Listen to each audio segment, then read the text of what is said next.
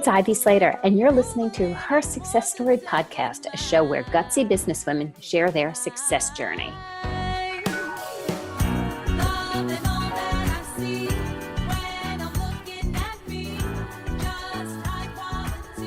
Hi, this is Ivy Slater, and welcome to today's episode of Her Success Story.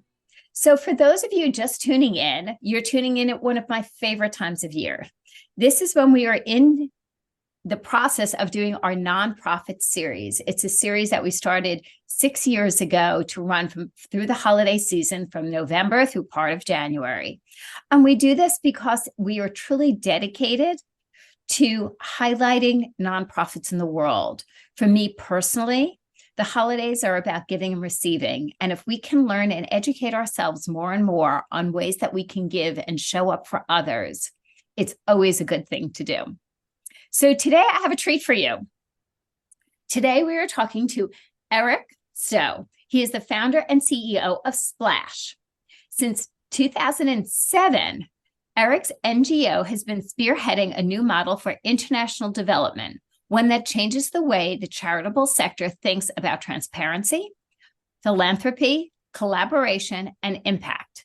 His ideas have been shared through publications in the Stanford Social Innovation Review, Forbes, Chronicle, Philanthropy, CS Monitor, Wired, DevEx, and so many more.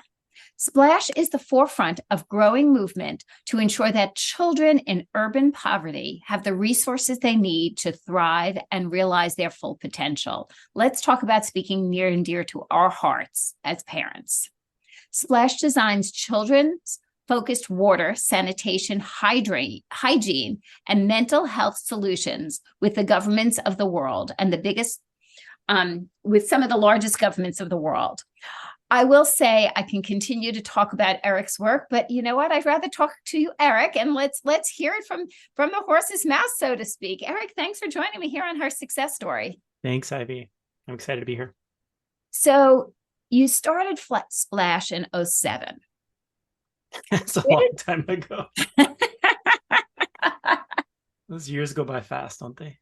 I was going to say 2007 was my year that I was like, oh my goodness, I can't be a printer anymore. So it was the year of wow, we can do something else in our lives. We can make a difference in the world year. Where did this whole concept come to you from? What were you doing? Why Splash? Why this concept? Why at that time? Thanks for the question. In the 5 years prior, I had been working around the world in orphanages, focused exclusively on making sure kids there had safe water. Right. In those types of institutions, you've got 2 or 3 kids per crib, sometimes 700 kids in a single orphanage. And once one kiddo gets sick, it just spreads fast and quick and whole. And so safe water seemed an easy remedy to alleviate some of that, if not a lot of that. Right. Global corporations get safe water right all over the world. In any major city, you're going to find a coffee shop or a hotel or a fast food franchise that has safe water for their paying customers. And sometimes right down the street, you'll find an orphanage without the same. And so trying to reconcile those two realities, and did that for a number of years. And I started Splash in 2007 with a thought that not just orphanages, but schools, hospitals, feeding centers, street shelters, they also could be served with the same type of technology, same approach. And so, started in 2007, office and staff of 1 for the first 3.5, almost 4 years. And now we've grown quite a bit in exciting ways. And I'm happy to tell you more about that. Yeah, so I want to hear about, it always starts with a vision, and it starts on some piece of knowledge usually we have. Jump forward 2007 to 2023, that 15, 16 years. Ooh. What have you accomplished? I mean, where has Splash gone based on from the idea to where it is today? Sure. The first stated goal when I started the organization was, could we ensure safe water at every orphanage in China? It's a Herculean task, right? That's a big goal. It's 1,000 cities, almost 1,100 orphanages, and we accomplished that far faster than I ever would have imagined, and it's actually far easier than I ever would have predicted. Safe water by itself is an easy easy to achieve outcome. It really is. There's issues of water availability, but getting water clean is actually quite easy. It's when we decided to scale not only to water, but to ensure that kids could wash their hands routinely and they would adopt that behavior, that we could help create child-friendly and especially girl-safe toilets. And then lastly, the last component of our work is really menstrual health solutions, making sure that the girls we serve have dignified menstrual health solutions. That's when it became a lot harder. But I'm happy to say that as of 2023, this year, we hit 1 million kids served daily. So across 8 countries, in every type of institution you can imagine, there's more than 1 million kids who have daily unfettered access to safe water, most specifically. So it's really exciting. So once children have access to safe water, and I know this should be common sense, but I think we need to spell it out. What starts changing? What's the trajectory? So, we think about it, many of our listeners and many of our bandwidth is in the United States, and that doesn't mean there's safe water everywhere in the United States. No, shockingly, no. Okay. And we have some wonderful global listeners. And so we think sometimes things should be so easy to well, of course, but sometimes it really helps to actually see it. So how does that change the trajectory of a child's life? I think first and foremost, right, unsafe water and kids don't mix. You're a mom, I'm a dad. We know this inherently, as does everybody. And at present day, there should be no child anywhere that's left to drink unsafe water simply because of where they're born and where they live.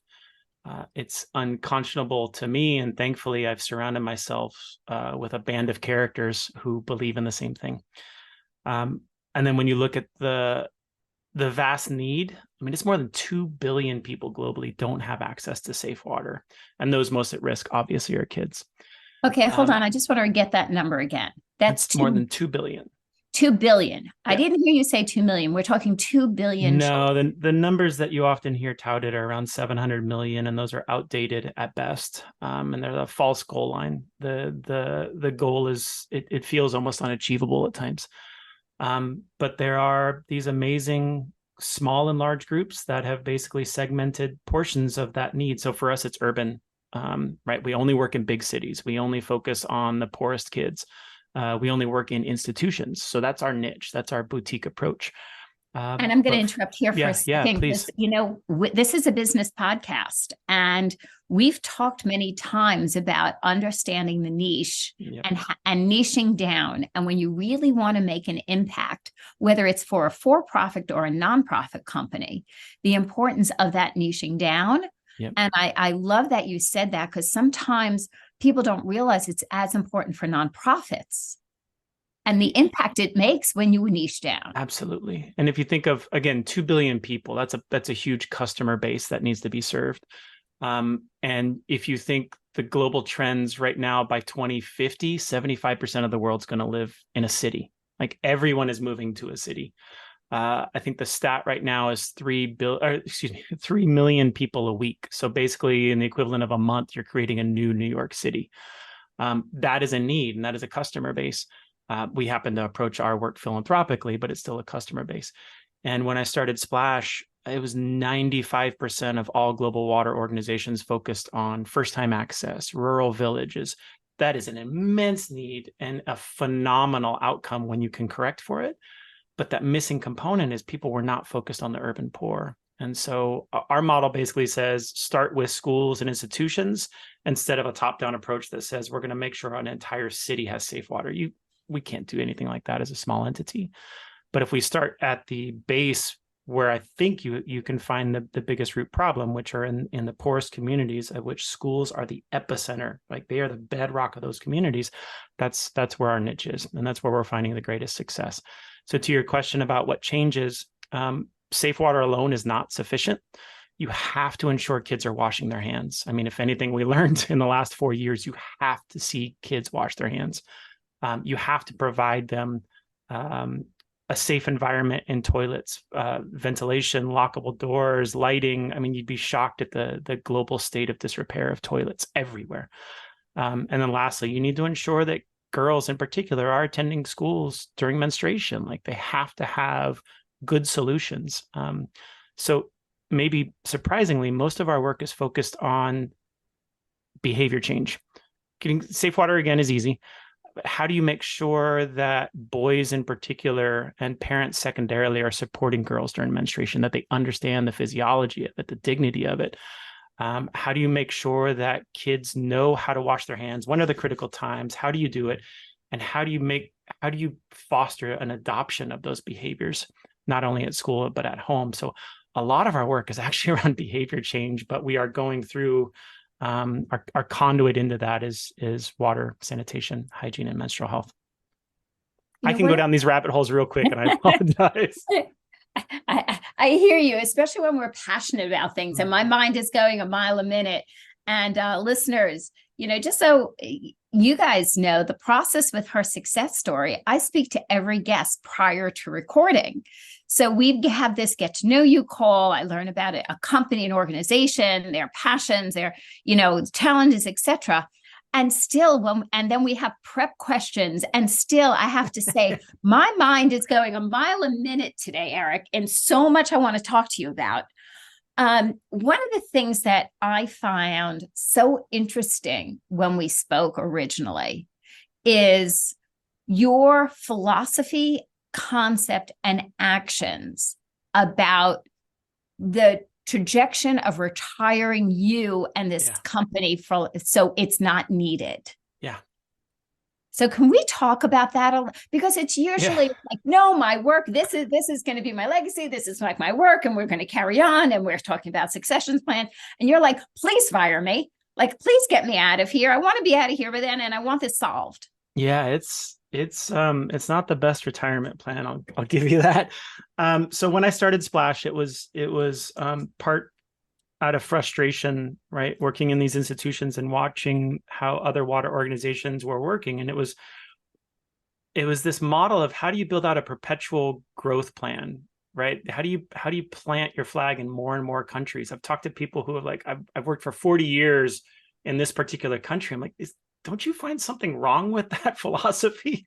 Like at some point, the country should be sustainable and autonomous from needing international aid. So when starting Splash, I wrote this manifesto about what I thought charity could be, and it had a timestamp to it. I thought in 20 years, if Splash hasn't proven out a model that could be replicated by others, especially by others locally, then we probably weren't worth funding charitably anyway. I will say we're going to go over the 20-year mark. We've obviously hit some roadblocks, as has everybody in the last few years. But I think by 2030, our plan is internally, our management team, globally, the board, we're prepping ourselves for planned obsolescence. So we are aggressively trying to pursue growth in 4 new countries, one in East Africa, West Africa, South Asia, and the Middle East, to be able to show that our model is both applicable and affordable, and can be leveraged anywhere. But excitingly, we're going to be doing this only through local organizations. So right now, I've got 60 full-time staff in Ethiopia. That's untenable as a growth plan, right? That means we just never get out of countries. So this next phase of work starting in 2025 is that we will only work with local organizations instead of a 5-year draw up, startup phase, 10 years of implementation, 5 years of drawdown. We will only work with local organizations, and we have a 5-year window on that model. So basically in 25, 6, 7, and 8, we are starting in new countries, but only through local organizations. And by doing so, we actually think that we can prove the INGO, the international nonprofit, can play a backseat role, a diminishing role, so that by 2030, if we've proven it out across 6 countries in global growth cities that governments are funding, that you can do it with local organizations, that we're seeing health impacts, cost efficiencies, on and on ad infinitum, you don't need the INGO anymore. So it's a long play. It's a 20 plus year play, but it basically is saying we found our niche. It's predominantly in schools. We found where it works the best, predominantly in cities. We know from firsthand experience in Ethiopia and India how to do this at scale. And now it's time to convert and start to have that as I said, that diminishing role for the nonprofit. But it is truly planned obsolescence. It's how do you effectively put yourself out of business? Because we've all said it at the onset of starting up our organizations, the millions of nonprofits out there. Our goal is to put ourselves out of business. I'd love to actually see that happen. I have a handful of examples of organizations sunsetting, not because financially they had to, but because it was their strategy. I'd love to have Splash be a shining light on that. I love it, and I truly admire that, and I agree with it, because then you're eliminating the problem. You're eliminating the problem, you're eliminating the pain point, because the solution is clear, strategic, and all systems are in place. Yeah. So in the next round of putting systems in place, is there a criteria you guys have developed on what are the organizations you're looking to partner with in these various countries? Is there a checklist? Is there a resource list? Do you already have relationships with various people who get you there? I know I'm stacking questions, guys. No, it's a great question, and I'm sure you've done it many times in your businesses. Like, there's a feasibility study that you're looking at country dynamics, and then we got to dial down into city. But then concurrently, we have to look at who could be the partners, because we've worked with other partners in the past, but the power dynamics are real. Normally, we work with the monoliths in the sector, the really big, several $100 million a year kind of budget organizations, and we get lost in the mix. Or the flip of that, we've worked with some startup nonprofits, and we find ourselves kind of pulling them in our slipstream. That's not sufficient to achieve what we're trying to do. So we're trying to find like-sized, similarly budgeted, similarly aged organizations, and there's a lot out there. Really good groups that honestly don't need us to be around for 5 years, but we do know a hell of a lot as it relates to run of show. How do we actually scale up a program very quickly? How do we work with contractors, with government, with kids, develop curriculum, on and on? There's a lot that we can impart, but I mean, ego aside, there's probably more that we're going to be learning from these local groups than us. But we've gone through the process in Kenya to identify 3 particular partners. Again, all about the same age as us, similar budgets, similar to size. And we find that that's the right strata to play in. But then the power dynamics are significantly less. And, I'm always a firm believer that great business comes from the great relationships we build. And when you're looking at a global organization, how have you managed building the relationships, maintaining relationships? As you said, you're a dad also. You have 2 growing, beautiful daughters. How do you maintain all of that with everything else? Yeah, that's probably the biggest pain point in my personal life. I mean, I'm glad my kids get to see what it is that I do and that Splash is able to achieve, but it's at great personal cost. I mean, I'm not bemoaning that, but it is the reality. I'm on the road nonstop. I just got back. I'm leaving next Wednesday. Let me be clear. When I'm home, I'm home. Phones are off. I'm pure attention to the kiddos. I get my kids up. I feed them in the morning. Like I'm here and I'm present but there's a big loss, right? I started Splash when my son was 1.5 years old. Didn't take a salary that first year, had to work a second job, traveling internationally for that one as well. That was the lost year. My wife and I both don't remember that year. And then it's been just constant travel, trying to fundraise, trying to build those relationships with government, trying to hire staff to come on this crazy journey, trying to keep those same staff, then trying to deal with earthquakes in Nepal, terrorism in Bangladesh, civil war in Ethiopia, COVID globally. It's constantly trying to keep some kind of stasis in an otherwise chaotic world. And it requires in-person meetings. This visual stuff does not work with a government official or your country lead who's thinking of leaving, or someone who just lost their home. It just doesn't work. So yeah, fortunately, I as I said early on, I'm surrounded by a bunch of crazy folk who also understand that, and they're able to be on the road quite a bit as well. But it is at great loss to our families, for sure. And I have to ask this before we wind down. It takes a lot of guts to take an idea and build it into fruition. It takes a lot of guts to get things started when you have a little baby at home. And I know I have done it. My husband's done it. It's scary. Um, for those listeners who think they have an idea, have this thought, maybe I should, what if I could? Any thoughts or advice you might have for people who have passions around making a difference in the world, but are hesitant or say, where do I get started? Yeah, I had a really phenomenal mentor when I was starting. His name was George Russell. You mean Russell Investments, the Russell Index, things like that. He was not quite familiar with nonprofits, but he was familiar with startups. And his litmus test was really, if you scan the horizon or the larger system of actors, is anyone doing what you're proposing?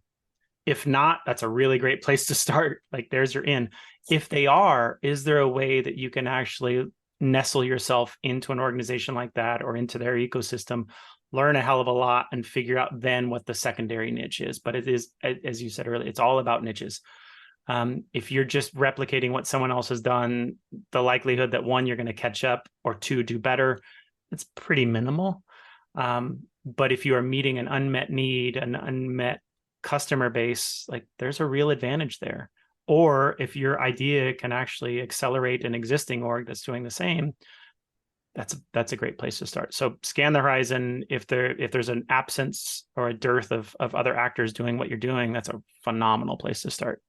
And if there's a few who are, see how you get closer to them, learn from them, accelerate them, and then jettison off on your own, for sure. That is ideal. And you were the other thing I want to highlight that you said, you had a mentor. Yeah. And I think it's so important to have some sort of mentor, outside counsel, something to toss ideas over, or toss ideas through, or, kind of shoot the breeze over, whatever the expression is. And some, my father taught me when I was in my 20s, I tried to open two businesses that I couldn't create. I couldn't come up with funding for, and there was no VC capitals back in, let me tell you, in that day. And I remember him saying to me, he goes, Ivy, think of every business you want to start as a piece of cheese, and then take an ice pick and just keep poking at it. All the problems, all the things that can go wrong, all the issues it can have, all the reasons it won't work. And at the end of the day, if you have a piece of Swiss cheese, you got a viable business, but you also know you're pretty damn smart because your eyes are open. Yeah, I love it. And, that's where I love that you're highlighting here. So thank you for doing that. Yeah, it's been imperative to have someone around the edges, if not several someones, who are like, yeah, that's a really dumb idea. Or have you thought of this? Pure candor, and knowing that their intention is not to break you down, but to like poke at around the seams of your ideas. And it's imperative.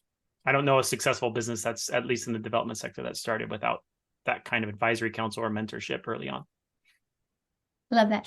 How could our listeners learn more about Splash and more about you, Eric?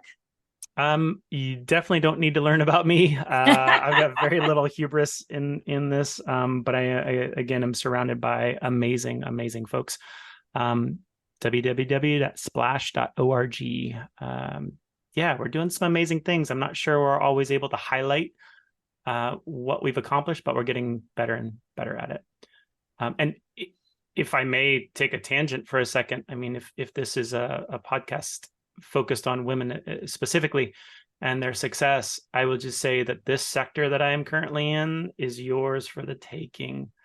It is such a spectacular opportunity, especially over these last few years, to watch this intersection of localization and DEI really forcing into our functions greater female representation at leadership levels. Not at programmatic levels, mid-manager levels, the whole sector has changed in the last 10 years. It's awesome.